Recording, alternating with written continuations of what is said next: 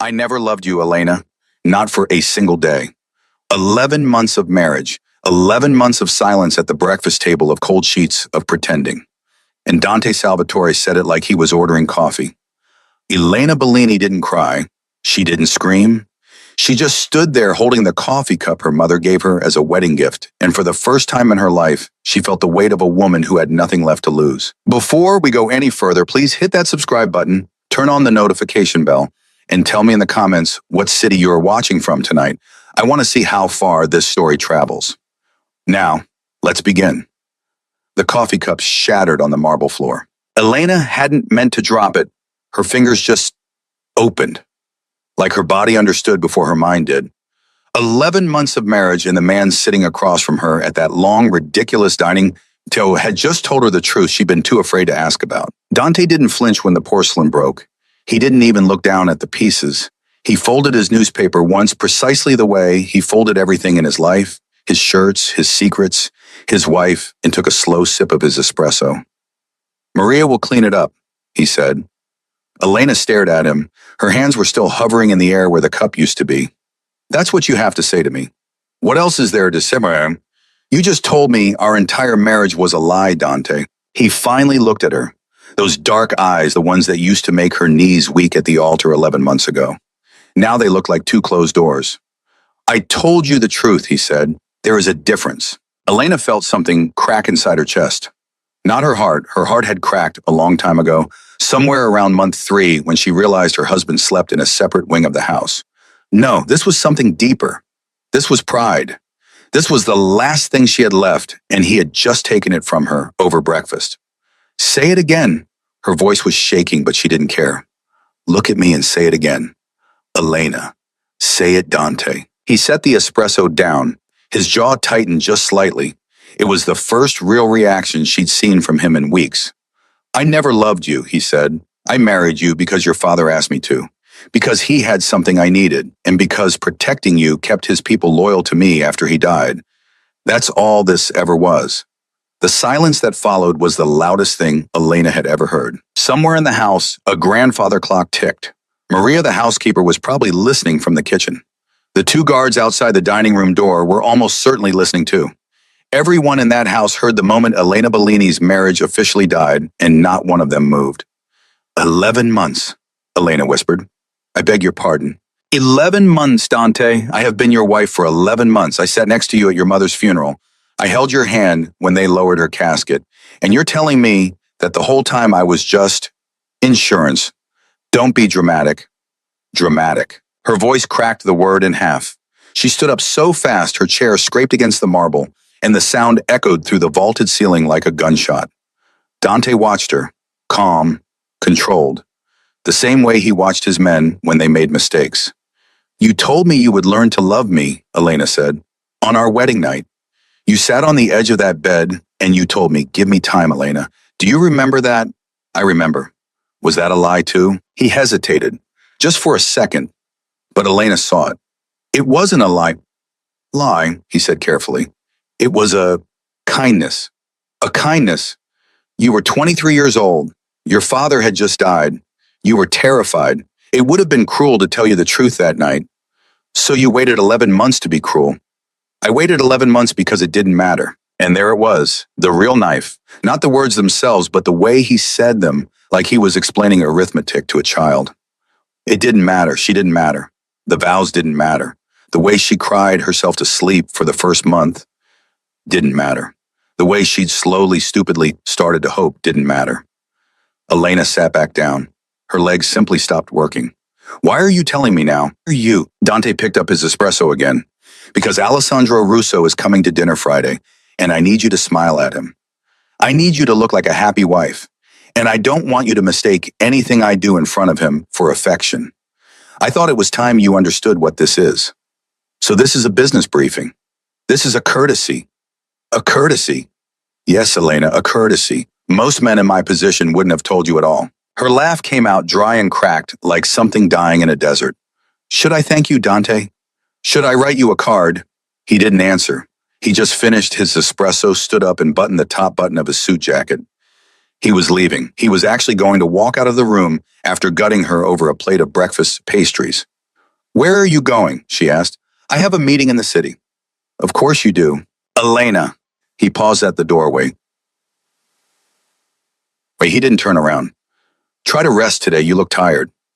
And then he was gone. She sat there for a long time. She didn't know how long. Maria came in at some point, quiet as a ghost, and started sweeping up the pieces of the coffee cup. She didn't say anything. She didn't look at Elena. The woman had worked in that house for 30 years. She'd probably seen worse. Maria, the old woman, straightened the broom still in her hands. "Yes, Signora? Did you know?" Maria's eyes dropped to the floor. "How long has everyone known Maria?" "Signora, please." "How long?" Maria set the broom against the wall. She walked over to Elena, and for just a moment the old woman put her hand on Elena's shoulder. It was the first human touch Elena had felt in weeks. "Since before the wedding," Maria said quietly. "But Signora, there are things you do not know about this family. Things your father did not tell you. You need to be careful, today especially." "What do you mean?" Maria glanced at the door, then she leaned in close. "Your father left something for you, in the safe behind the painting in his old study. Dante does not know about it. He thinks he has everything, but he doesn't. Your father told me if the day ever came, I was to tell you. I think today is the day." Elena's breath caught. "Maria, the combination is your mother's birthday. He said you would know which one." Maria squeezed her shoulder one more time. "Signora, whatever you do with it, be careful. Some truths can kill a person." And then she picked up the broom and kept sweeping as if the conversation had never happened. Elena didn't go to her father's study right away. She went to her bedroom first. She sat on the edge of the enormous bed she had slept in, alone for most of her marriage, and she stared at her own reflection in the mirror across the room. The woman staring back at her looked like a stranger. "Who are you?" she thought. "Who did you let yourself become?" She was 24 years old. She had a degree in art history she'd never used. She spoke 3 languages. Her mother had once told her when she was 10 years old that she was going to be somebody the world remembered. And here she was, a wife who wasn't a wife, a trophy on a shelf, a courtesy. She reached up and took off her wedding ring. It was heavier than she remembered. 4 carats of cold, perfect diamond. She turned it over in her palm. Then she set it down on the nightstand very carefully, and she went to her father's study. The painting was of a hunting scene. Dante had hated it. Too old-fashioned, he'd said. Get rid of it. But Elena had refused. It was the only piece of her father that was still in the house, and she had fought Dante on it the one and only time she had ever fought him on anything. Now she understood why her father had chosen that particular painting. She pulled it away from the wall. The safe was behind it, just like Maria said. Her mother's birthday. Her mother had been born in June 14th, 1962. Elena's fingers hesitated over the dial. "He said you would know which one." Her mother had always joked that she'd had 2 birthdays, the real one, and the one on her fake passport from when Elena's father had smuggled her out of Sicily as a young bride. The fake one was September 9th, 1964. Elena tried the fake one first. The safe clicked open. Inside was a manila envelope, thick yellowed at the edges, and a letter with her name written on it in her father's handwriting. Her hand started to shake. She opened the letter first. "My Elena," it began. "If you are reading this, then I am gone and you have finally seen Dante Salvatore for what he is. Forgive me, my daughter. I knew what he was when I gave you to him. I had no choice. The family I built had enemies that were going to come for you the moment I was buried, and Dante was the only man strong enough to keep you alive. But he was never going to love you, Elena. That was not what I was buying. Inside this envelope is everything I could not tell you while I was living. Routes, payments, names. The parts of the Salvatore empire that even Dante does not know belong to someone else. Your father was not the saint you believed him to be, but I was also not his puppet. I kept insurance, Elena, and now the insurance belongs to you. Use it to be free. Do not try to destroy him. He will win that fight. Use it to walk away. Use it to become the woman your mother knew you could be. I love you, Piccola. I have always loved you, and I am sorry." Papa Elena sat down on the floor of her father's study. She sat there, and for the first time since Dante had said the words that morning, she cried. Not loud, not messy, just steady tears one after another, the kind of crying a woman does when she finally admits to herself that nobody is coming to save her. And then she stopped crying because the letter was right. Nobody was coming to save her. She was going to have to save herself. She opened the envelope. She didn't understand most of what was in it, not at first. There were names she recognized: senators, a judge, a cardinal. There were routes marked with dates. There were bank account numbers in Switzerland and the Caymans. And there was a small leather notebook, the kind her father used to carry in his inside pocket, filled with his tight, precise handwriting. She flipped to the last page, and that was when she saw a name she was not expecting. Salvatore Marco, paid $3.2 million, New York, October 2019. Marco was Dante's father. He had died in October 2019. Officially, he'd had a heart attack in his sleep. Unofficially, Elena had always assumed it was one of the Russos. That's what everyone whispered at the funeral. That's what Dante had told her the one time he'd ever talked about his father at all. But her father had written paid. Her father had paid for Marco Salvatore's death. And if Dante ever found that notebook, if Dante ever learned that Elena's father had been the one who killed his father, Dante would not just stop being her husband. Dante would kill her. Elena closed the notebook very slowly. Her hands were not shaking anymore. She was past shaking now. She was somewhere much quieter and much colder. She looked at her watch. It was 11:47 a.m.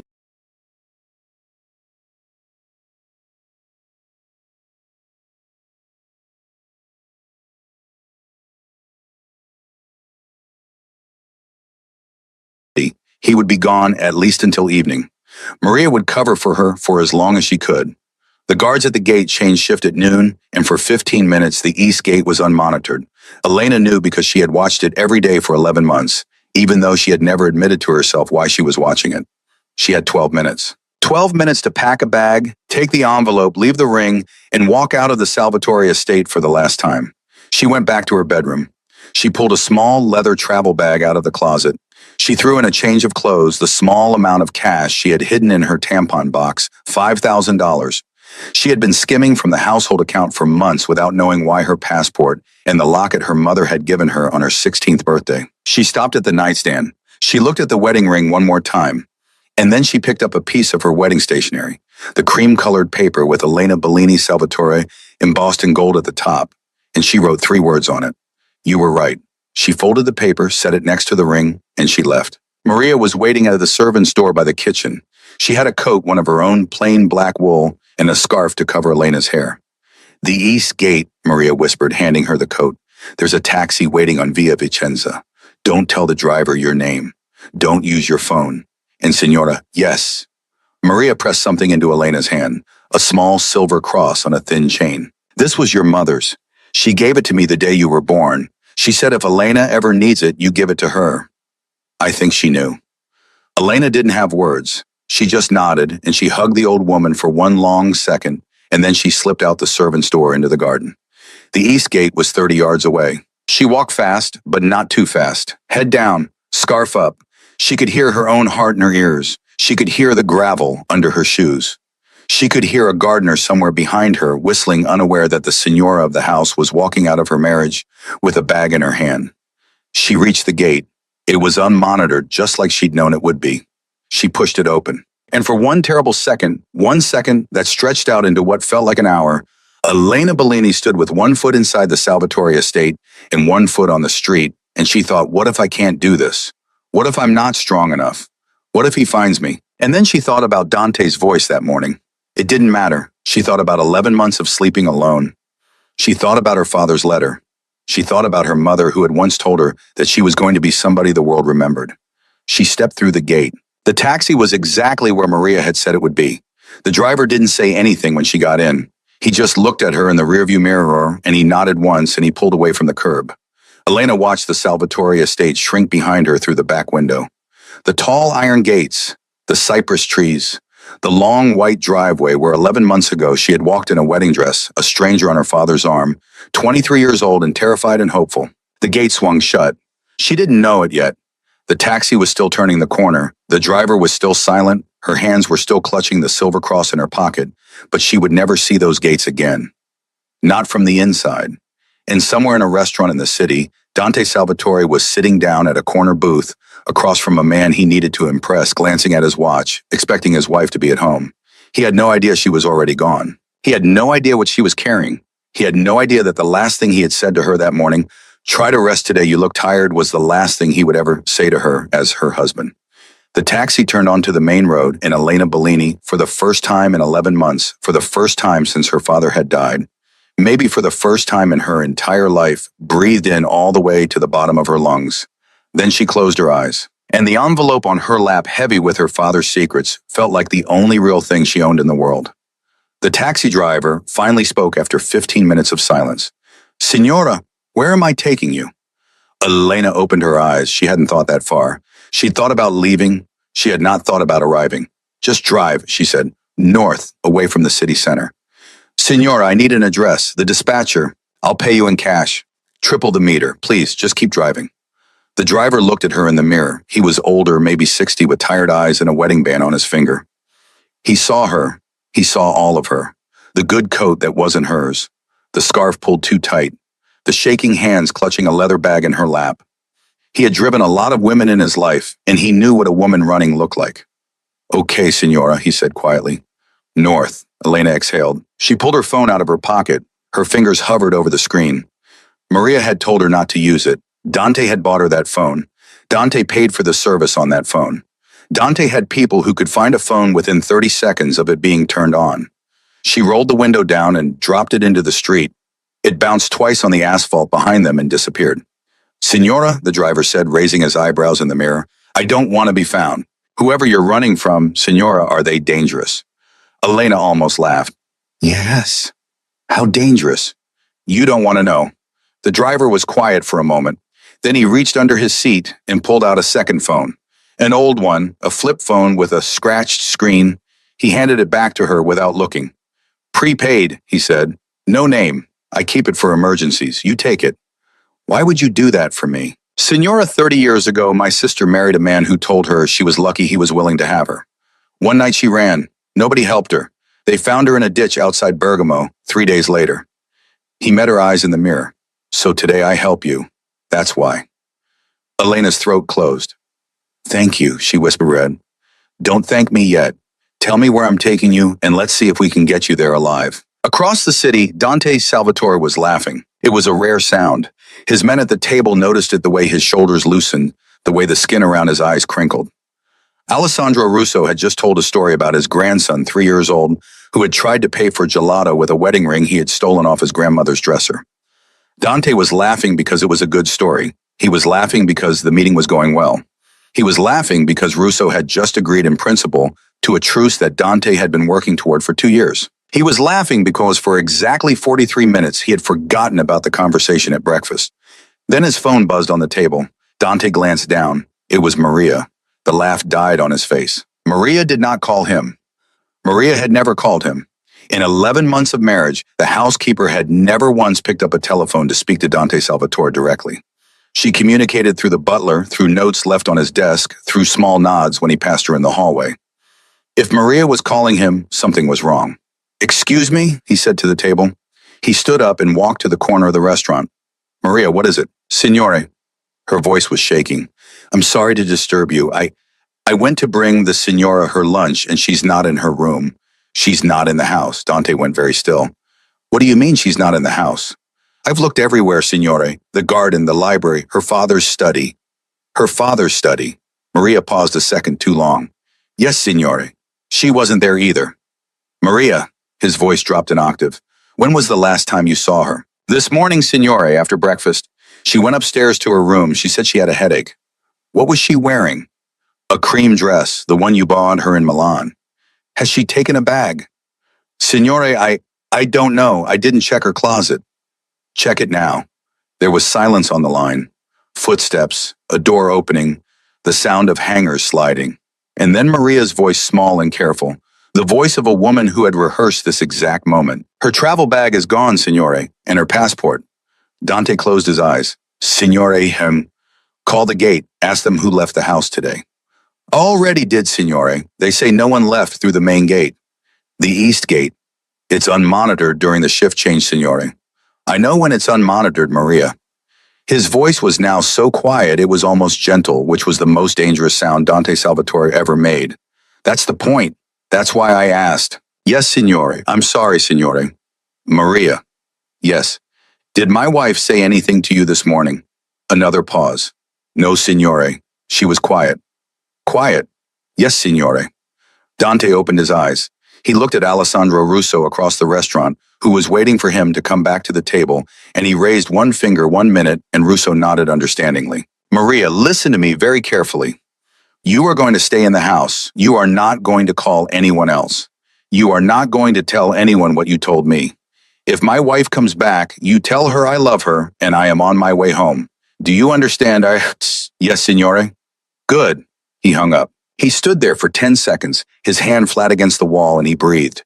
In through the nose, out through the mouth, the way his father had taught him to breathe when he was 12 years old and about to kill his first man. Then he walked back to the table. Gentlemen, he said, I apologize. A family matter. I have to go. Elena was in a motel room in a town whose name she had not bothered to memorize. The driver had dropped her at a truck stop 40 miles north of the city. She had paid him in cash 1,000 euros, which was 3 times what they had agreed on, and she had walked across the parking lot to a dingy little motel run by an old woman who didn't ask questions when Elena handed her another 300 euros and said she wanted a room for a week. Name for the register. Anna, Elena said. It was her mother's name. Anna Conti. The old woman wrote it down without looking up. Room 14, round the back. Ice machine is broken. Don't flush paper products. Elena locked the door behind her. She locked the chain. She pushed the dresser in front of the door because she had seen someone do that in a movie once, and she didn't know what else to do. Then she sat on the edge of the bed, and for a long time she didn't move. Her father's envelope was on the nightstand. She didn't open it right away. She was afraid of it now. She had read one name in that notebook, Salvatore Marco, and it had changed everything she thought she knew about her father. What else was in there? What else had he been hiding? How many other names? How many other ghosts? Her stomach growled. She hadn't eaten since breakfast, and she had barely eaten breakfast. She didn't remember the last time she had eaten a real meal. Probably yesterday. Probably before Dante had come home in that terrible mood and locked himself in his office and not come out until morning. She went to the window. She pulled back the curtain 2 inches. The parking lot was empty except for her driver's taxi, which was long gone, and a single truck idling at the edge of the lot. The driver of the truck was smoking. He didn't look at her window. He didn't look at anything in particular. But Elena watched him for a full minute anyway because she was learning already that every stranger was now a possibility. The flip phone the driver had given her buzzed. Elena jumped. She stared at the phone. It buzzed again. Nobody had this number. Nobody should have this number. It was supposed to be an emergency phone, a burner, a clean line. She picked it up. Hello. Signora, it was the driver. I just wanted to make sure you got inside okay. She sagged against the wall. Yes, I'm inside. Good. A pause. Signora, one more thing. When I dropped you off, I saw a black Mercedes drive past the motel, slow like it was looking at license plates. Elena's blood went cold. How long ago? 5 minutes. I went back to check. It's gone now. But Signora, I think you should move tonight, not tomorrow. Tonight. Whoever you're running from, they're faster than you thought. Where am I supposed to go? I have a cousin who runs a small farm in Umbria. He asked no questions. I already called him. He can keep you for a few days. I can come get you at midnight if you want. Elena closed her eyes. She didn't know this man. This man could be anyone. This man could already be on Dante's payroll. For all she knew, the whole thing, the phone, the cousin, the story about his sister could be a trap. Dante had half the drivers in the city on his payroll. Why wouldn't he have this one too? And yet the man had given her a phone, and yet the man had cried real tears in the mirror when he told her about his sister. And yet Elena was learning this the hard way, and fast. At some point you had to decide whether you were going to die alone in a motel room being careful, or whether you were going to trust a stranger and at least try to live. Midnight, she said. Room 14. Come around the back. Flash your headlights twice. Yes, signora. And what is your name? I don't even know your name. Paolo, he said. Paolo De Luca. Paolo, she swallowed. Thank you. Midnight, signora. Be ready. Dante stood in his wife's bedroom, and he knew. He didn't need to see the note yet. He didn't need to see the ring on the nightstand. He knew the moment he walked in the way a dog knows a house is empty. The air was wrong. The smell was wrong. Elena's perfume, that soft jasmine thing she wore, had already started to fade, which was impossible, which was a trick his mind was playing on him, but he knew.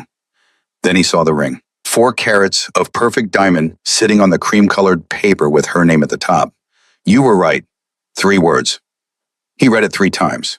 And on the third time, he felt something that he had not felt in a very long time, something he had not allowed himself to feel since the day his father died.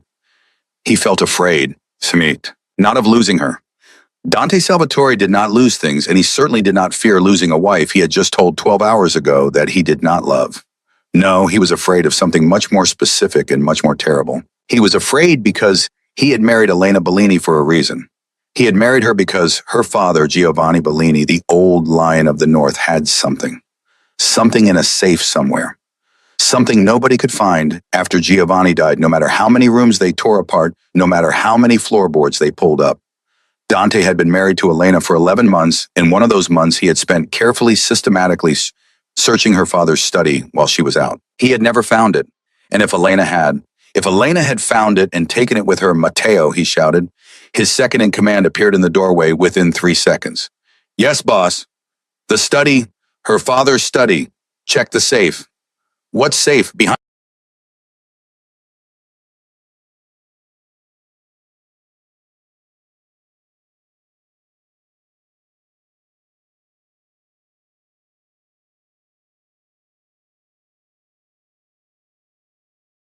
Matteo ran. Dante stood in his wife's bedroom and he looked at the ring on the paper and he realized something else. Something worse. Something that made the fear in his chest curdle into something colder. Elena had left the ring. Elena had never taken the ring off. Not once in 11 months. Not in the shower. Not when she was sick. Not when he had been cold to her at a dinner party and she had cried in the bathroom for 40 minutes. The ring had stayed on. It was the last thing she was holding on to. And she had left it, which meant she wasn't coming back. Which meant she had decided. Which meant boss. Matteo was back in the doorway. The safe is open. It's empty. Dante closed his eyes. How empty? Completely, boss. Whatever was in there is gone. There was a notebook in that safe, Matteo, a small leather one, her father's. Boss, she has it. Matteo hesitated. What do you want us to do? Dante opened his eyes. And for the first time since breakfast, since he had sat across from his wife and told her she had never mattered, Dante Salvatore felt something shift inside him. Not love. He wasn't ready to admit that yet. Something colder and sharper and more dangerous than love. Desperation. Find her, he said. Every road out of the city, every train station, every airport, every driver on our payroll. I want to know where she is in the next 6 hours, Matteo. Do you understand me? 6 hours, or we are all dead. Dead, boss. She has the ledger, Matteo, the one Giovanni kept, the one with every name, the one that can send every man in this house to prison for the rest of his life. If she gets that to the wrong person, we are finished. Matteo went pale. And Matteo. Yes, boss. Do not hurt her. If any of you touch a hair on her head, I will skin you alive. Do you understand me? Bring her back. Alive, unharmed. I don't care what it takes. Yes, boss. Go, Chi. Matteo went. Dante stood alone in his wife's bedroom. He picked up the ring off the nightstand. He held it in his palm. It was cold. It had been cold for hours. Elena had taken it off a long time ago, and he had not noticed, and he had kept eating his espresso and reading his newspaper, and she had walked out of his house with her father's ledger in her hand while he was laughing with Alessandro Russo about a story about a gelato stand. He closed his hand around the ring. Elena, he said to the empty room. Elena, what did you do? But he already knew what she had done. She had done exactly what he had taught her to do every morning for 11 months by every cold word and every slammed door and every breakfast silence. She had stopped loving him, and now she was going to survive him. At 11:53 p.m., Elena heard the flash of headlights through her motel curtain. Twice. She grabbed the bag, she grabbed the envelope, she grabbed her mother's silver cross and she pressed it to her lips once quickly, the way she had seen her mother do before every hard thing she had ever done. She opened the door. Paolo was in the driver's seat. He was not smiling. He was looking in his rearview mirror, and his hands were tight on the wheel. Get in, Signora. Fast. What's wrong? The Mercedes is back. It's parked on the main road. I don't know how long it's been there. Get in. Elena got in. Paolo pulled out of the parking lot without turning on his headlights. He took a back road Elena hadn't known existed, a narrow dirt track behind the motel that cut through a vineyard and came out on a country road 2 miles away. His hands were shaking on the wheel, so were hers. Paolo, look at me. Who are they? I don't know, Signora. I don't want to know. Did they see you? I don't think so. Are they following us? Paolo checked the mirror, checked it again. No, not yet. Not yet. Signora, please, let me drive. Just let me drive. Elena looked down at the envelope in her lap, her father's ledger, her father's roots, her father's names. The one name she had seen, Salvatore Marco, paid 3.2 million, and the dozens, maybe hundreds of names she had not seen yet. She had no idea what she was carrying. She had no idea how many men in how many countries would kill her for it.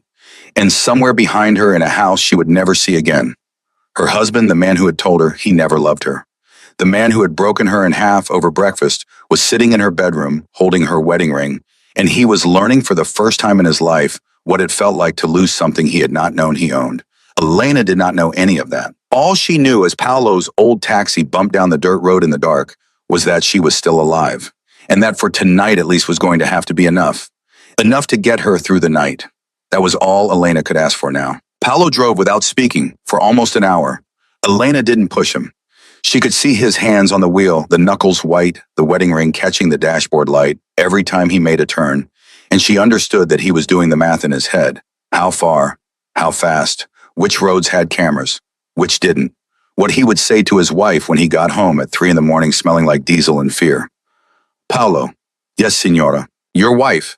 Does she know what you're doing right now? He almost laughed. My wife knows I drive a taxi. My wife is sleeping. My wife is going to kill me when she finds out. I'm sorry. Don't be sorry, signora. My wife would kill me worse if I did nothing. Elena looked out the window. The country was pitch black. No street lights. Every few minutes they would pass a farmhouse with a single yellow porch light, and she would think somebody lives there. Somebody's asleep in there. Somebody has a life where nobody is hunting them tonight. How much further? 40 minutes. My cousin Bruno. He has an old farmhouse half falling down. He raises pigs. He has not spoken to another human being who was not his pig in about 12 years. You will be safe. Paolo. Elena hesitated. What did you tell him about me? I told him you were a friend. I told him you were in trouble. I asked him if he opened his mouth to anyone, I would tell his mother about the whore in Genoa he paid for with her rosary money in 1987. Despite everything, Elena laughed. A small watery laugh, but a real one. She hadn't laughed since before breakfast. It surprised her that she still knew how. Thank you, she said, for this, for all of this. Don't thank me. Thank me when we get there. In the city, Dante Salvatore had not slept. He was sitting at the long dining table where 16 hours earlier he had told his wife he never loved her. The lights were off. The coffee cup she had broken, Maria had swept up the big pieces, but some of the slivers were still glinting under the sideboard, was still ruining his view every time he looked down. He had a glass of whiskey in his hand that he had not touched in 40 minutes. Matteo came in and did not turn on the lights. Boss, tell me something good, Matteo. I can't. Dante set the whiskey down very carefully. Try. We have her on the camera at the East Gate at 11:58 this morning. Scarf dark coat bag over her shoulder. She got in a taxi on Via Vicenza. Unmarked. Not one of ours. License plate, we have it. We ran it. It belongs to a driver named Paolo De Luca, 62 years old, lives in Trastevere with his wife. No connections to us, no connections to the Russos, no connections to anybody. He's just a taxi driver boss. No, Matteo, he is not just a taxi driver. Taxi drivers don't pick up my wife at the servant's gate on the day she decides to run. Somebody paid him. Somebody arranged it. Find out who. Yes, boss. What else? We pinged her phone. It went dead at 12:04. She threw it out somewhere on the A1. We have men sweeping the highway, but she's smart. Yes, boss. She's smarter than I knew. Yes, boss. Dante picked up the whiskey. He still didn't drink it. He just watched the amber liquid tilt against the glass. Matteo, how long have you worked for me? 9 years, boss. Did I know it, boss? That my wife was smart. Did you know? Matteo was quiet for a long moment. Boss, he finally said, we all knew. Everybody in this house knew. The only person who didn't know was you. Dante laughed, once, a short, bitter sound. Get out, Matteo. Boss, get out, find my wife, bring her back. And Matteo, if I hear one more true thing out of your mouth tonight, I'm going to do something we will both regret. Matteo got out. Dante sat alone in the dark dining room with the whiskey he was not drinking, and the ring in his pocket and the slivers of coffee cup shining under the sideboard, And for the first time in his entire adult life, Dante Salvatore wondered what the hell he had done. Paolo's cousin Bruno lived in a house that looked like it had given up on itself sometime during the last war. The roof sagged. The shutters hung crooked. There was a single bare bulb burning over the front door, and under that bulb stood a man who was the ugliest human being Elena had ever seen. Short bulb built like a barrel with a beard that seemed to be growing in 3 different directions, and the kindest. "Cousin," Paolo said, stepping out of the taxi. "Cousin," Bruno said back. The two men embraced. They slapped each other on the back in the hard, wordless way of men who loved each other and would rather die than say so out loud. Then Bruno turned to Elena. He looked at her for a long time. Not unkind, just careful. "Signora Anna," he said, because that was the name Paolo had given him. "You are welcome in my house. You can stay as long as you need. I have one rule. Yes, do not tell me your real name. Do not tell me who is looking for you. Do not tell me what you have done. If the men come, I want to be able to look them in the eye and say, I don't know. Do you understand, Signora?" "I understand." "Good." He reached for her bag. "Come in. I have bread and cheese. Also, I have wine. The wine is not good. I am warning you." Elena laughed the second laugh of the day. "Thank you, Bruno." Paolo caught her arm before she went inside. "Signora, I have to go now. My wife." "I know." "You have the phone, Aiden." "Yes." "If you need me, call. But don't call unless you need me. Whoever is looking for you, they are also looking for me now. You understand?" "I understand." "Signora." He hesitated. Then awkwardly, the way a man who has not touched another human being in a long time touches someone, he put his hand on her shoulder. "My sister, the one I told you about. Her name was Francesca. She was 26. She is the reason I am helping you. Do not die, Signora, please. Do not make me regret this." Elena's eyes filled. "I won't, Paolo." "Good." He got in his taxi. He drove away. Elena stood in the doorway of Bruno's crumbling farmhouse, a stranger's bag over her shoulder, a dead man's envelope in her hand and the smell of pigs and old stone around her, and she thought, my husband would hate this place. My husband would throw up just standing here. It was the first free thought she had had in 11 months. She went inside. Bruno was true to his word. He fed her bread and cheese and bad wine. He did not ask her a single question. He told her about his pigs. Each of them had a name. Each of them was a disappointment in a different way. And after an hour, he stood up, stretched, and pointed at a narrow staircase. "Room at the top. Bed is clean. Lock is good. Water is cold, but it works. I go to bed now. I wake up at 4.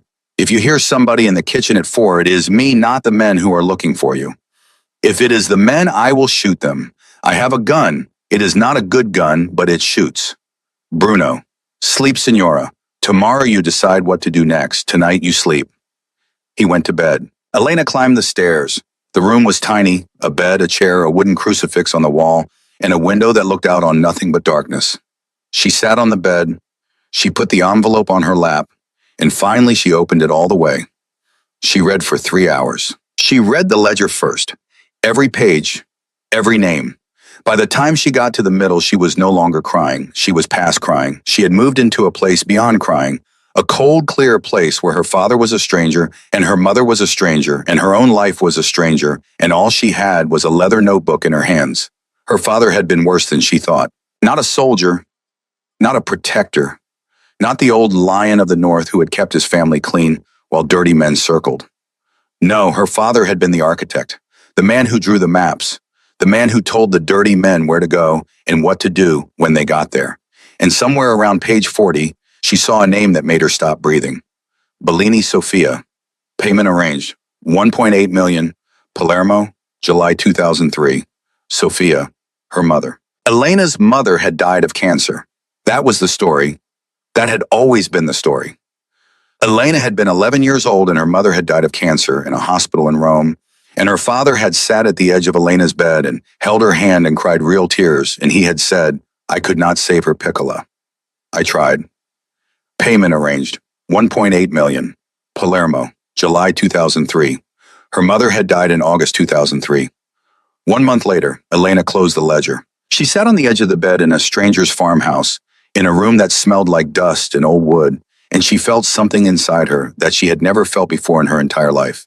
It wasn't grief. She was already empty of grief. It was something older and quieter and more dangerous. It was rage. Her father had not been her protector. Her father had killed her mother. Her father had then spent the next 13 years of her life playing the role of the grieving widower, reading her bedtime stories, teaching her to ride a bicycle, crying on her mother's birthday every single year. And when her father himself died, he had handed her off to Dante Salvatore the same way he had handed off her mother to whoever was standing in that hallway in Palermo in July of 2003. Her whole life had been a transaction. Every single moment of her whole life, Elena stood up. She walked to the little window. She looked at her own reflection in the dark glass, a woman she barely recognized, a woman with tangled hair and a borrowed coat, and eyes that had seen something they could never unsee. "Okay," she said to the woman in the window. "Okay." She did not know exactly what she was going to do next, but she knew for the first time in her life that she was going to stop being somebody other people did things to. She was going to start being somebody who did things back. At 3 in the morning, Dante finally drank the whiskey. He drank it in one long swallow, and he set the glass down on the dining table and he took out his phone. He scrolled through his contacts. He stopped at a name he had not called in 4 years. A woman's name, not a lover, worse than a lover. Vittoria, his sister. He had not spoken to Vittoria since their father's funeral. Vittoria had walked out of the church in the middle of the service, and she had told Dante on the steps that she hoped he choked on their father's empire the same way their father had choked on it, and she had gotten into a cab and disappeared. She lived in London now. She had a life. She had a husband who was a doctor, not a criminal. She had 2 children whose names Dante did not know. She was the only person left in the world who had known Dante before he was Dante Salvatore. He called her. She picked up on the 7th ring. "It is 3 o'clock in the morning," his sister said. "Somebody had better be dead." Vittoria, silence. "Dante, don't hang up. Give me one reason." "My wife is gone." There was a very long pause on the line. "Dante," his sister said, and her voice had changed. It had softened, not with pity, but with something harder to name. "I want you to listen to me very carefully. I have been waiting for this phone call for 11 months. Did she leave a note?" 3 words. "You were right." "Oh, Dante." His sister actually laughed, a short, exhausted laugh. "Oh, you stupid, stupid man. What did you do?" "I told her the truth." "Which truth?" "That I never loved her." "Did you mean it?" Dante opened his mouth, and for the first time in 16 hours, for the first time since he had sat across from Elena, with his espresso and his folded newspaper, he tried to say yes, and the word did not come out of his mouth. "Vittoria." "Did you mean it, Dante?" "I don't know." "You don't know?" "Vittoria, I don't know." His sister was quiet for a very long time. When she spoke again, her voice was quieter than he had ever heard it. "Dante, listen to me. Whatever you have done to that girl, whatever your men are doing right now to find her, stop. Do you understand me? Stop. Call them off. Let her go. If you loved her even a little, even the smallest piece, you will let her go." "I can't, Vittoria." "Why? She has something." Another long pause. "Oh my God, Dante, she has the ledger." "How do you know about the ledger?" "Because I am not an idiot, Dante. Because I lived in that house too before you. Because I saw Papa's face every time Giovanni Bellini's name came up for 15 years. Because everybody in the family knew Giovanni had something on us. Everybody except you." She laughed again, and it was not kind. "You married that girl for the ledger, and you didn't even know what you were married to." Vittoria. "Dante. What do I do?" His sister took a long, slow breath on the other end of the line. "Dante," she said, "for the first time in your life, you are going to have to choose. You can have your empire, or you can have her. You cannot have both. And if you try to have both, you are going to lose both. Do you understand me?" Dante did not answer. "Dante, I understand." "Do you, though? Do you really, Pon?" "Oh, yes, Vittoria." "Then choose." "I can't choose yet. I don't know where she is." "Then find her. Not with your men, not with your guns. Find her yourself. Go to her and tell her the truth, the real truth, the one you have been lying to yourself about for 11 months, and then let her decide. And if she walks away, then she walks away, Dante. Then you let her walk. That is what it means to love somebody. And maybe, just maybe, that will be the first actual loving thing you have ever done in your entire pathetic life." She hung up. Dante sat in the dark dining room with the phone still against his ear, listening to the silence where his sister had been. Then he stood up. He walked out of the dining room and down the hall and up the stairs to his wife's bedroom. He stood in the doorway. He looked at the unmade bed, the cream-colored paper on the nightstand, the closet door still standing open from where Maria had checked for the travel bag. He walked to the closet. He ran his hand along the hangers. Her dresses, her coats, the clothes he had bought her, the clothes she had chosen herself, the clothes she had worn on the bad days and the good days and the empty days in between. In the very back, he found something that stopped him cold. A small wooden box. He took it down. He opened it. It was a stack of letters. Not love letters. Not his letters. Her letters. Letters Elena had written to him in her own handwriting over 11 months and never given him. The first was dated 2 weeks after the wedding. Dante, today you didn't come home. I waited for you at dinner. I am writing this so that someday when you love me, I can give it to you and we can laugh. He read the next one, and the next one, and the next. They got shorter. They got harder. They got more honest. The last one was dated 3 weeks ago. Dante, I don't think you are ever going to love me. I think I have to stop waiting. I am trying to figure out how. Dante sat down on the floor of his wife's closet. He sat there for a long, long time with his wife's letters in his lap and his wife's ring in his pocket. And he cried for the first time since he was 12 years old, for the first time since his father had told him that Salvatore men did not cry.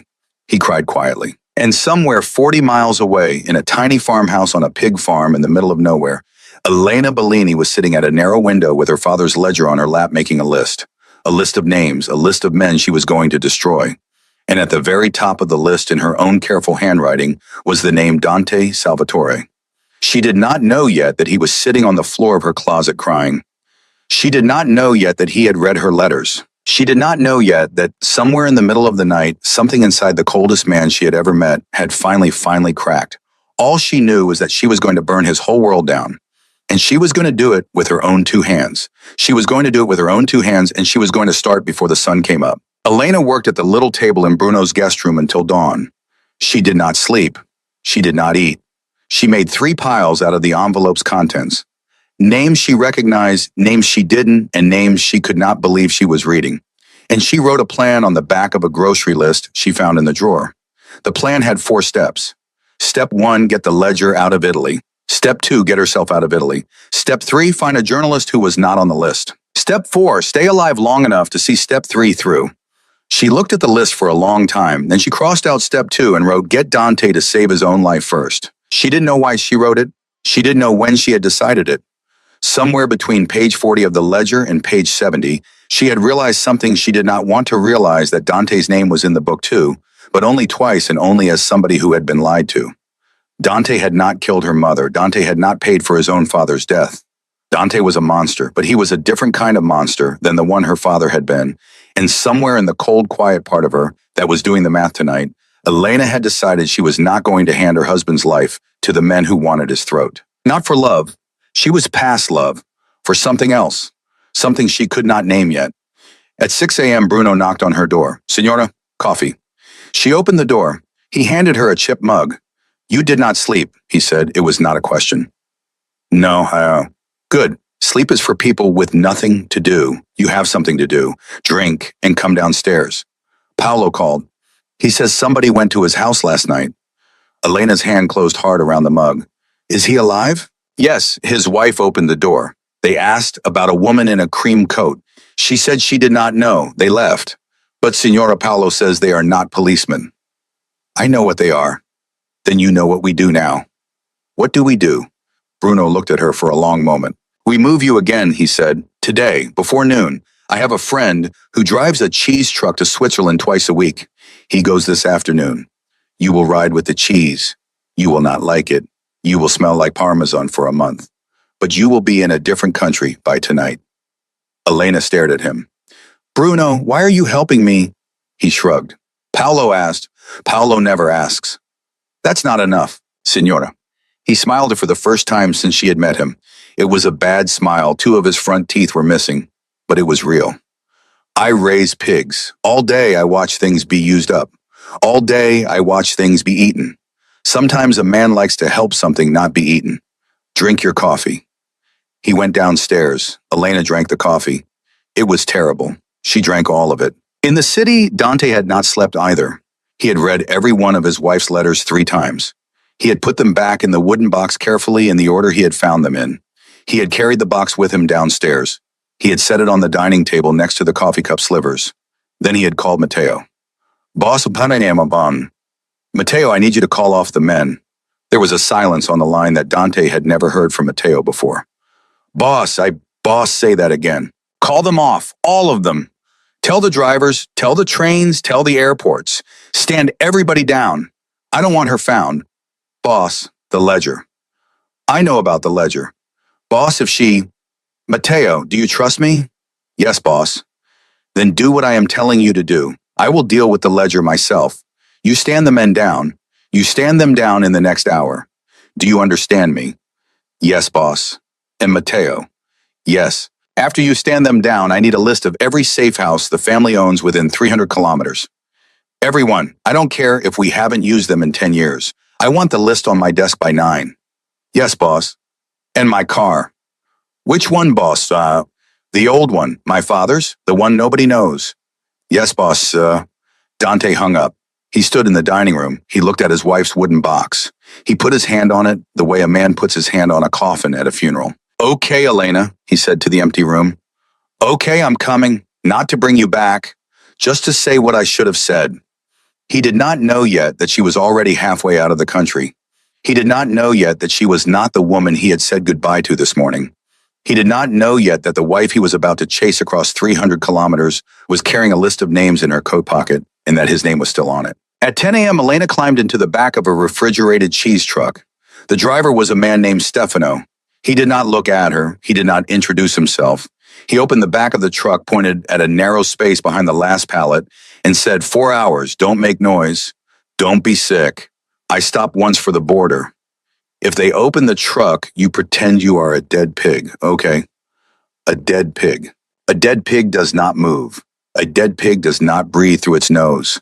A dead pig does not scream when the door opens. You will be a dead pig for 30 seconds. That is all I am asking. Okay. Good. He shut the door. It was pitch black. It was cold. It smelled like old milk and diesel.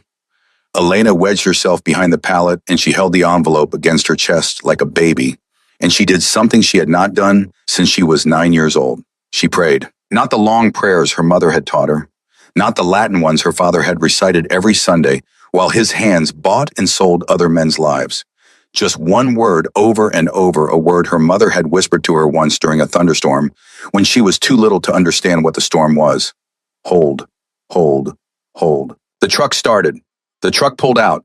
The truck bumped over the farm road and onto the real road and onto the highway, and Elena held onto the envelope and held onto the word. And for 4 hours, she was a woman in a box, a woman no one could see, a woman the world had temporarily lost track of. For the first time in 11 months, it felt like mercy. Dante was on the road by 11, the old car, the car his father had driven for 30 years, an ugly gray sedan no one would look at twice he drove it himself, no driver, no guards. He had called Vittoria once more before he left. I am going to find her, he had said. Dante, not with men. No men, just me.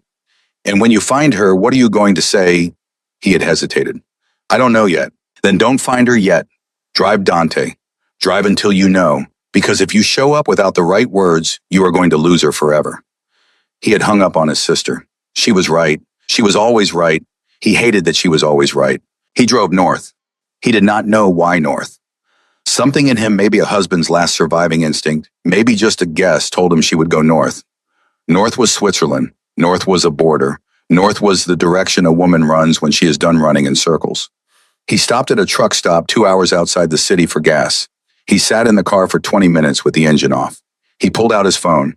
He did something he had not done in 11 months. He scrolled through his photos of her. He had a lot of them, more than he had realized. Her at the wedding trying not to cry. Her at his mother's funeral holding his hand even though he had not asked her to. Her at a restaurant in Portofino, laughing at something the waiter had set a piece of bread halfway to her mouth. Her asleep on a plane, her head against the window, her wedding ring catching the light. He stopped at a photo he did not remember taking. She was in their kitchen. She was in one of his shirts. He had not known she wore his shirts, and she was making coffee, and she had not known he was there. She was smiling a tiny private smile at nothing, at the coffee pot, at being alive in his house at 7 in the morning. She looked happy. She looked like a woman who was trying to be happy. The date on the photo was 4 months old. 4 months ago, he had walked into the kitchen, Seen his wife smiling to herself in his shirt, taking a picture he did not remember taking, and walked right back out without saying good morning to her. He put his phone down. He put his forehead on the steering wheel. Elena, he said to no one. Elena, I am so sorry. And he meant it. For the first time in his adult life, the most feared man in 3 provinces said I am sorry and meant it all the way down to his shoes. The cheese truck stopped at the border at 2:30 in the afternoon. Elena heard the voices before she heard the knock. Stefano joking with the guard board joking back. Something about a football match. Something about a wife. Normal life. Normal men. Normal afternoon. Then the knock. Open the back, Stefano. Routine. Routine? Since when is there a routine? Since this morning. Everybody is opening today. Somebody rich is missing somebody. Just open it. Elena stopped breathing. She pressed herself against the back wall of the truck. She wedged the envelope under her coat. She closed her eyes. Dead pig, dead pig, dead pig. The back door opened. Cold light flooded the truck. Cheese, Stefano said. I can see that. A lot of cheese. I can see that too, Stefano. Move the pallet. Let me look behind it. Elena heard the pallet move. She heard it scrape against the floor of the truck. She heard the guard's boots step up onto the lip. Hold, hold, hold.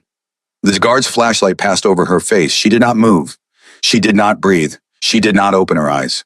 There was a long, long second where Elena Bellini's entire life hung by a thread. And then, Stefano, your truck smells like death. It's cheese, you moron. That's how cheese smells. It does not smell like cheese. It smells like a dead animal. There is no dead animal. Look, look, a pallet of Parmesan, a pallet of provolone, my grandmother's leftover prosciutto for my cousin in Bern. You are wasting my time. You are wasting your time. Go find someone actually suspicious. A pause, and then the guard laughed. A short, tired laugh. Get out of here, Stefano, and tell your grandmother her prosciutto smells like feet. The door slammed shut. The truck started moving. Elena Bellini, wife of Dante Salvatore, daughter of Giovanni Bellini, carrier of a ledger that could burn 3 countries, started shaking so hard she could not stop. Not from fear, from release. From the fact that she had just been one breath away from being dragged back into her old life, and the one breath had held. She was in Switzerland. She was free. For about 45 minutes. Dante was 2 hours behind her. He did not know that. He did not know anything. He was a husband driving north on a hunch in a car his father had left him with his wife's wedding ring in his pocket and her letters on the passenger seat. He stopped at every gas station. He showed Elena's photo to every cashier. Not like a cop, like a husband. Have you seen her, please? She's my wife. She left last night. I don't want to bring her back. I just want to tell her one thing. Most of them shook their heads. Some of them looked at him like he was crazy. One of them, an old woman in a gas station outside Como, looked at the photo for a long time. What did you do to her? She asked. Dante almost lied. Then he didn't. I told her I never loved her, he said, in front of our breakfast. I looked her in the face and I told her. And it wasn't even true. And by the time I figured out it wasn't true, she was already gone. The old woman looked at him for a long, long moment. You are a very stupid man, she said. Yes. Did you hit her? No, never. I would cut off my own hand first. Did you love someone else? No. Then why did you say it? Dante opened his mouth to answer, and he realized standing there in a gas station at a counter made of dirty glass, holding a photo of his wife and a credit card for 20 euros of gas, that he did not have a good answer. Because I was afraid, he finally said. Because I thought if I let myself love her, I would lose her. And I thought if I said it first, it wouldn't hurt. The old woman took the photo from him. She looked at it one more time. She handed it back. I have not seen her, she said. But when you find her, and you will find her, because stupid men always find the women they don't deserve when you find her, I want you to remember something. Yes, the thing you said to her, the thing you said so it wouldn't hurt. She leaned over the counter. It hurts, signore. It hurts her every second she is alive. And it is going to keep hurting her for the rest of her life, even if she forgives you. Do you understand? Yes. So when you find her, when you open your mouth, be careful. Because she is already hurt. She does not need any more of your hurt. Dante paid for his gas. He got back in the car. He sat there for a minute. Then he put his head down on the steering wheel again, and he laughed. Not a happy laugh. The other kind. The kind men laugh when they finally see themselves. Papa, he said to his father's dashboard. Papa, I am nothing like you thought I was. I am nothing like you made me to be. I am a man who said the worst thing he could think of to the only person who ever loved him, and now I am driving your stupid car to go find her, and I don't even know if she will open the door. The car didn't answer. Cars don't. He pulled back onto the highway. Elena reached Lugano at 6 in the evening. Stefano dropped her at a train station and did not say goodbye. He just nodded once the way Paolo had nodded the night before, the way Bruno had nodded that morning. A whole relay of small nods, a whole chain of men she would never see again, handing her off like she was something precious and small and breakable. She walked into the station. She bought a cup of coffee with a Swiss franc she had gotten from Stefano. She sat on a bench and she did two things. She opened the flip phone, and she called a number she had memorized 13 years ago and never used. It rang 4 times. Pronto. Don Ricci. Silence. Who is this? Don Ricci, it's Elena, Giovanni Bellini's daughter. A longer silence. Elena, child, where are you? Switzerland. Are you safe? For tonight. Elena, tell me what you have. I have his book, Don Ricci, the real one. She heard him breathe in. She heard him breathe out. She heard a chair creak on the other end of the line. Don Ricci was 78 years old. He had been her father's oldest rival and her mother's oldest friend, and on the day of her mother's funeral, he had knelt down in front of 11-year-old Elena, and he had said, if you ever need me, child, you call, and he had given her his number. She had never called, until now. Elena, the old man said. Where, in Switzerland? Lugano, the train station. Don't move. Do not go to a hotel. Do not get on a train. Sit on that bench and drink your coffee. I am sending somebody. 40 minutes. Blue car. The driver will say your mother's real name. You remember your mother's real name? Yes. Good girl, 40 minutes. Don Ricci. Yes, child. My father killed my mother. A pause. Yes, child, the old man said softly. I know. You knew. I knew, Elena. For 23 years I knew. And I have been waiting 23 years for the moment you would figure it out because I could not be the one to tell you. Your mother made me promise. She made me promise on the day she died. She said, let her love her father as long as she can. The truth will find her when she is ready. Elena's eyes filled. Don Ricci. Yes, child. I'm ready. I know, Elena. I know. What do I do now? The old man was quiet for a long time. Now he said, you come home, child, not to his house, to mine, and we decide together what kind of woman your mother would want you to be. 40 minutes, blue car. Drink your coffee. He hung up. Elena sat on the bench with the empty phone in her hand. She looked out the window of the station at a city she did not know. She thought about her mother. She thought about her father. She thought about Dante somewhere behind her, maybe already stopped, maybe still coming. And she thought for the first time since she had walked out of that east gate with a scarf over her head and a stranger's bag in her hand that she was not alone anymore. She was still hunted. She was still hurt. She was still the woman who was going to burn a whole world down. But she was not alone. She picked up her coffee. It had gone cold. She drank it anyway. And somewhere 100 miles behind her, Dante Salvatore was pulling off the highway at the last gas station before the Swiss border, showing his wife's photograph to a teenage boy at the register and saying for the 20th time that day, the same words he was going to keep saying until he found her or until he died. Please, have you seen her? Please, please, have you seen her? Please. The teenage boy at the register looked at the photo for a long time, longer than any of the others. Long enough that Dante's heart started to move against his ribs in a way it hadn't moved in hours. Maybe, the boy said. Dante went very still. Maybe. There was a cheese truck, a couple hours ago. Stefano, the one who runs up to Lugano on Tuesdays and Fridays. He stopped for a Red Bull. I saw something move in the back when he opened it. Something moved. A coat. Cream coat. I thought I was seeing things. I didn't say anything to him. Stefano pays cash. He tips good. I mind my business. The boy shrugged. But it looked like a coat. Dante put a 200-euro note on the counter. Do you have his number? Stefano's number. I know his route, though. He drops the cheese at a warehouse outside Lugano, and he usually gets coffee at the station cafe before he comes back. The train station. Yeah. Dante took the boy's hand. He shook it hard like the boy had just saved his life, which in a way the boy had. Kid, he said. What's your name? Luca. Luca, you just did a very good thing for a very stupid man. I'm going to remember you. Not in a bad way, in a good way. You understand? The boy blinked. Okay, signore. Dante got in the car. He did not drive to the border. He drove faster than that. He drove like a man who had just remembered what his legs were for. In Lugano, the blue car pulled up to the curb at exactly 40 minutes. The driver got out. He was a small man, maybe 60, with a very calm face. He walked up to Elena's bench. He did not look around. He did not check for cameras. He just bent down in front of her the way Don Ricci had bent down 23 years ago at a funeral. Signora, he said quietly. Your mother's name was Sofia Romano before it was Sofia Bellini. Don Ricci is waiting. Elena stood up. Thank you, she said. Don't thank me, Signora. Thank her. He opened the door. She got in. He pulled away from the curb in the train station where she had just sat for 41 minutes drinking cold coffee, slid away behind her like something she had dreamed. How long is the drive, she asked. 30 minutes. He has a house on the lake. It is not on any map. Nobody knows about it. You will be safe tonight.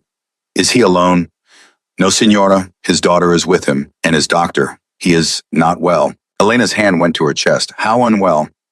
3 months, maybe less. That is why he said yes when you called. He has been waiting for your call for 23 years, Signora.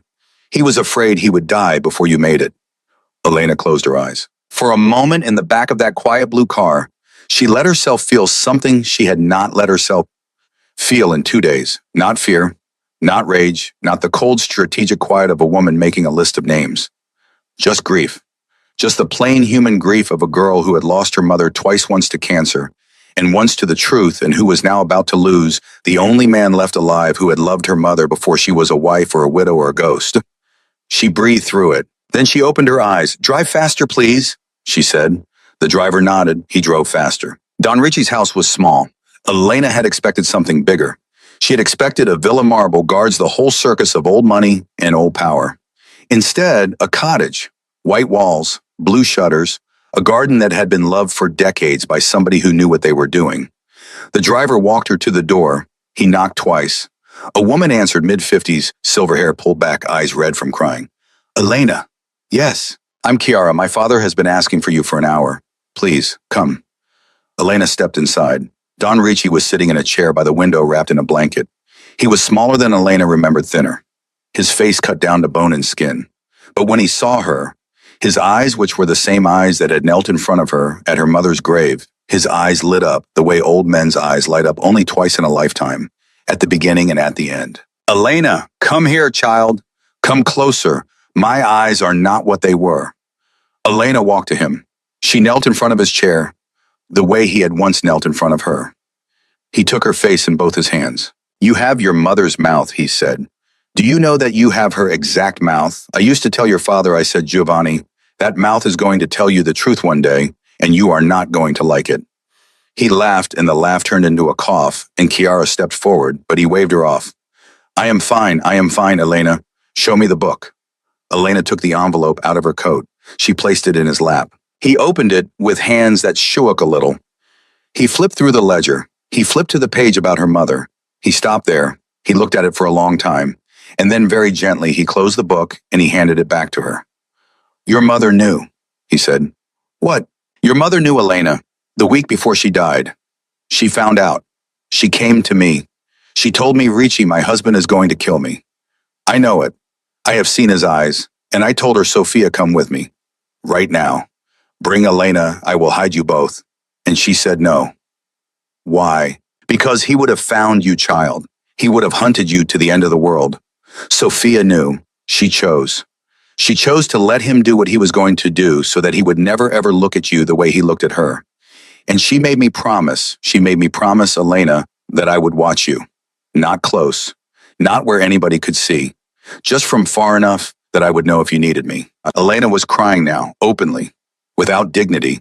The way she had not cried when Dante had said those words over breakfast, the way she had not cried when she had read her mother's name in the ledger. She loved you, Don Ricci said. She loved you more than her own life. Literally, child. Literally more than her own life. Do you understand what I am telling you? Yes. Good. Now, tell me about your husband.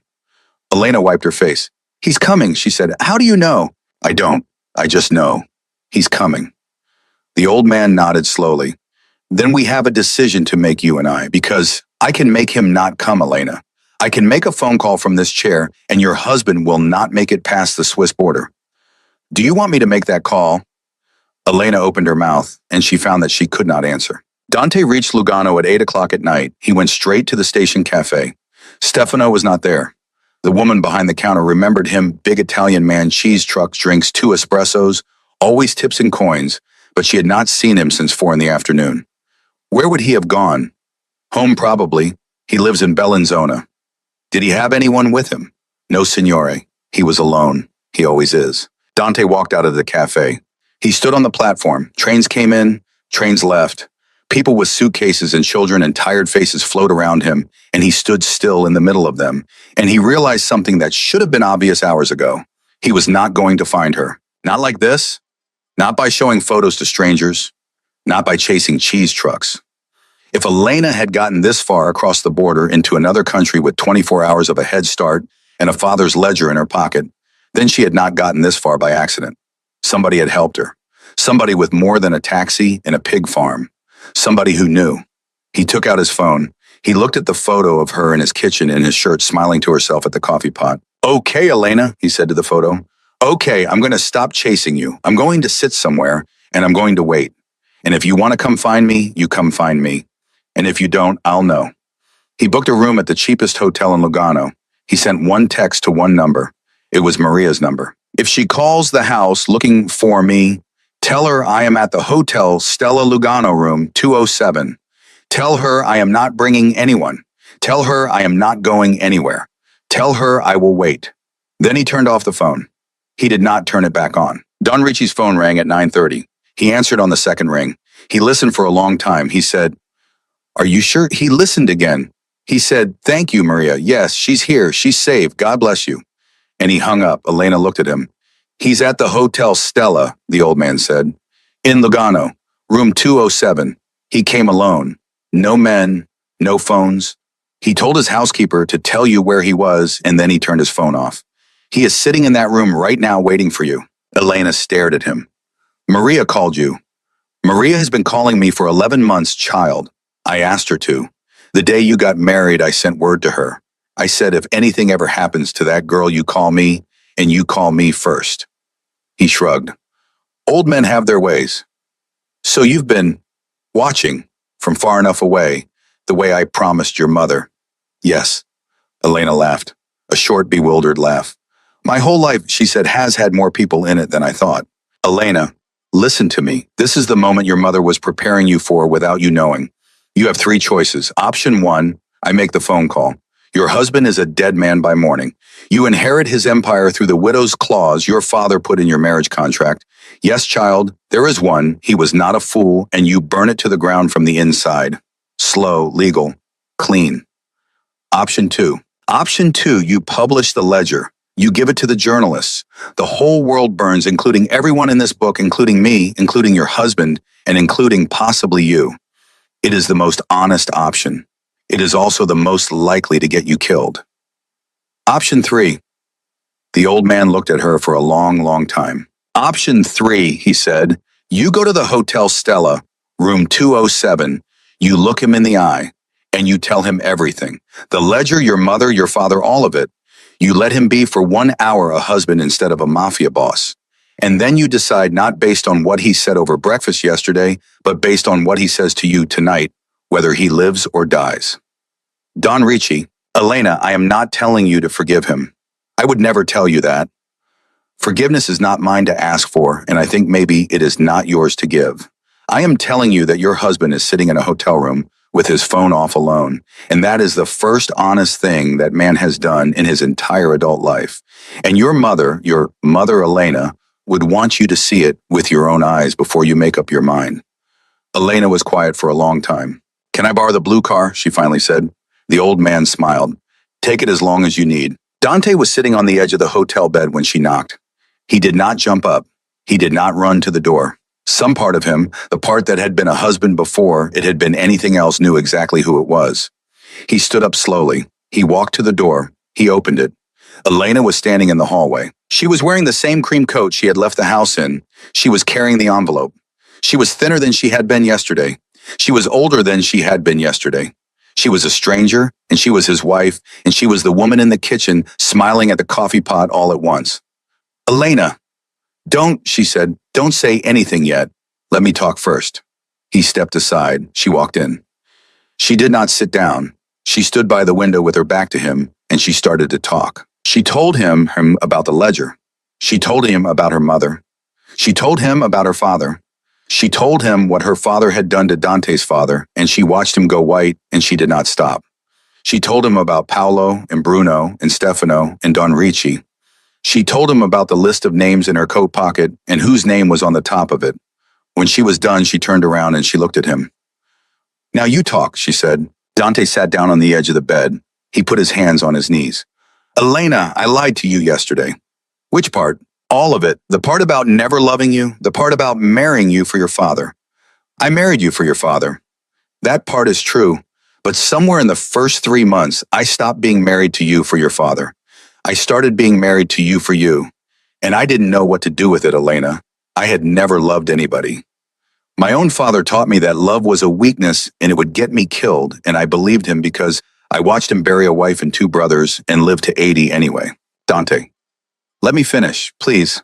I have never said any of this out loud. I don't even know if I can know it twice. She nodded. Every morning for 11 months, I woke up and I told myself, today I am going to be cold to her. Today I am going to be careful. Today I am going to keep the line where it is, every morning. 11 months. 330 mornings, Elena, because I was afraid of what was going to happen to me if I crossed that line. What were you afraid of? This, he said simply. I was afraid of this. I was afraid that one day I would say something stupid and you would leave, and I would find out that I was a man who could not live without his wife. And I was right, Elena. I was right about all of it. I just didn't know I was right until you were gone. Elena did not sit down. She did not move. She stood by the window and she watched him say it and she watched him mean it, and she did not say a word for a very long time. Then she said, "It's too late, Dante." He nodded slowly. He did not argue. He did not beg. He just nodded the way a man nods at a doctor who has told him something he already knew. I know, he said. Do you want, I think so. I think I knew the minute I read your note. My note was 3 words. It was enough. She came away from the window. She sat down across from him on the little chair by the desk. She put the envelope on the bed between them. Here is what is going to happen, she said. I am going to leave this envelope with Don Ricci. He will keep a copy in a safe place. If I die in any way that is not natural, a car accident, a robbery, a fall down the stairs, he will publish it. The whole thing, every name, including yours. Okay. In exchange, you will not come looking for me. You will not send men. You will not call. You will not write. You will live your life and I will live mine. And if we ever meet again by accident in a restaurant or an airport, you will nod at me like a stranger and you will keep walking. Okay. You are agreeing very fast, Dante. I am agreeing because you are right. I am agreeing because I lost the right to have an opinion about you yesterday morning. I am agreeing because if letting you go is the only loving thing I get to do in my entire life, then I am going to do it correctly. Elena's eyes filled. She did not let the tears fall. One more thing, she said. Anything. I want you to leave the empire. He stared at her. Elena, not for me, not for us, for you. Because if you stay in that house, in that chair, in that life, if you keep being the man your father made you, then everything we just said in this room is a lie. You will go home and you will be cold again by morning. And I am not going to spend the rest of my life looking over my shoulder waiting to see if you meant it. Where am I supposed to go? I don't know, Dante. Somewhere where nobody calls you boss. Your sister has been waiting for you for 4 years. Start there. He was quiet for a long time. Okay, he finally said. Okay. Okay, Elena, I'll leave it. I'll give it to Matteo. I'll go to London. I'll eat dinner with my sister's children whose names I don't know. I'll learn their names. I'll be a different man. I don't know if I can do it, but I'll try. I'll try because you asked me to. She stood up. She picked up the envelope. She walked to the door. And at the door with her hand on the handle, she turned around one more time and she looked at him. The man she had married. The man who had broken her. The man who had chased her across a country to sit in a hotel room alone with his phone off because it was the only honest thing he knew how to do. Dante. Yes, I loved you, she said. For 11 months I loved you. I wanted you to know that. Not because it changes anything, because it's true. He closed his eyes. Elena, he said, I am going to love you for the rest of my life. I know, she said, and then she walked out. She did not look back. She walked down the hallway, down the stairs, out of the hotel, and into the blue car where Don Ricci's driver was waiting with the engine running. She got in. She closed the door. She held the envelope on her lap. Where to, Signora? The airport, she said. Any flight, anywhere that isn't here. Yes, Signora. The car pulled away from the curb. Elena did not cry. She did not turn around. She did not take one last look at the hotel window. She just put her hand in her coat pocket and she found her mother's silver cross and she held it in her palm the whole way to the airport. 6 months later, in a small bookstore in Buenos Aires, a woman with short dark hair sat behind the counter reading a newspaper in Spanish. The headline said that a major Italian crime family had collapsed overnight and after the voluntary resignation of its head, a man named Dante Salvatore, who had reportedly turned state's witness and disappeared into protective custody. 11 senators had been indicted. 2 judges had resigned. A cardinal was under investigation.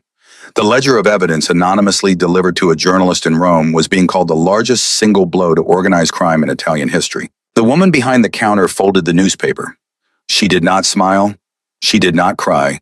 She just set it aside, and she reached under the counter, and she pulled out a silver cross on a thin chain, and she put it on for the first time in 6 months. A customer walked in, a little girl with her mother. The little girl wanted a book about pirates. Piratas, the woman said in the best Spanish she had. Sí, aquí. She led the little girl to the shelf. She picked out a book. She handed it to her. The little girl smiled up at her, toothless and delighted, and for 1 second, Elena Bellini, no Anna Conti, no a woman who had finally earned a new name for herself, for 1 second, she smiled back, and it was the first real smile of her entire life. She did not go back. She never went back. She never would.